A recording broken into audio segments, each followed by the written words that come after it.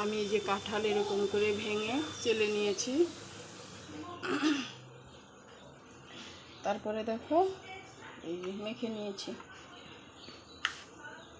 দেখছো?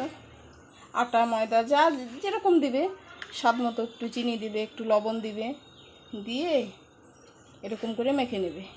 এরকম করে মেখে নিয়ে আমি হাত দিয়েই মেখেছি।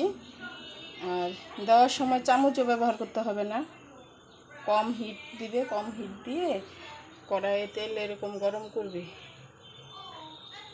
এরকম টুক টুক করে এরকম করে দেবে। আমি আগেও একটা ভেজে নিয়েছি, সেটাও দেখাবো তোমাদেরকে।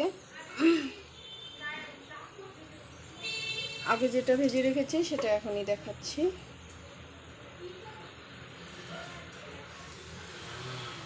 দেখো, কাঁঠালের বড়া এই সিজনে আমরা প্রত্যেক বছরই খাই। তোমরাও দেখো, পাকা কাঁঠাল চিপে আটা ময়দা দিয়ে, চিনি দিয়ে, লবণ দিবে, দিয়ে মেখে নেবে ভালো করে। তারপরে এরকম করে কড়াইতে দিবে, দিয়ে সুন্দর করে একদম লাল টুকটুকে করে ভেজে নেবে। দেখো কি সুন্দর হয়ে যাচ্ছে। আমি আরেকবার যে নামিয়েছি সেটা তোমাদেরকে এখন দেখাচ্ছি। গ্যাসের হিটটা একটু কমিয়ে দিবে, ঠিক আছে? দেখো কি সুন্দর হচ্ছে।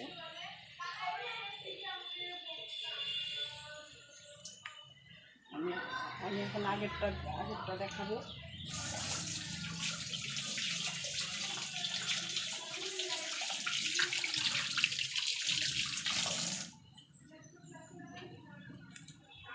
একদম এরকম টাইট টাইট করে একটু মেখে নেবে। দেখো কি সুন্দর হচ্ছে।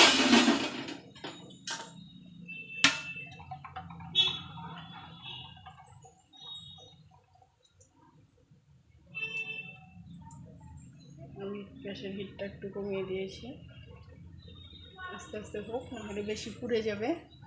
দেখো কি সুন্দর ভেজেছি। দেখো, তোমরা সকালে টিফিন করতে পারবে, চা দিয়ে খেতে পারবে, বিকালে টিফিন করতে পারবে। দেখো কি সুন্দর কাঁঠালের বড়া। এই কাঁঠালের সিজন আসলে আমরা প্রত্যেক বছরই করি, একবার করে। দেখো এখন এগুলো একটু উল্টিয়ে দিচ্ছি।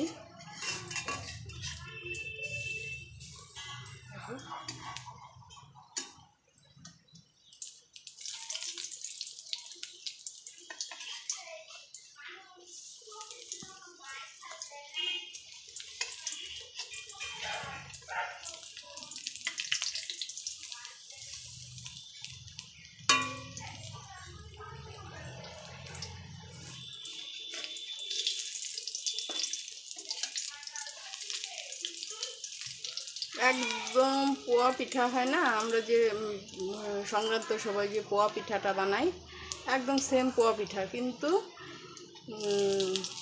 টেস্টটা আলাদা। কাঁঠালের পিঠা খেতে খুবই ভালো লাগে। বাড়িতে সবাই ট্রাই করে দেখো। আমি তো সকালে চা